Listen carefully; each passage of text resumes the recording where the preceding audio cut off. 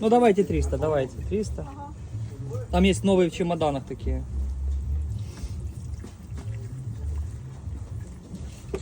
Холосту пилку не обкатуйте.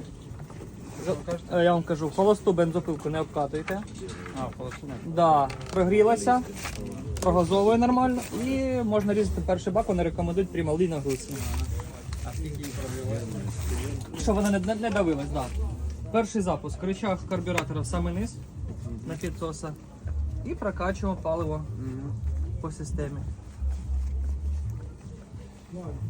І смикаємо до першої спишки.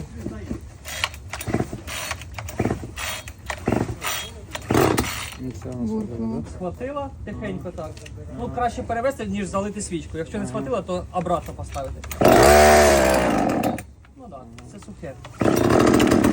Оце вже.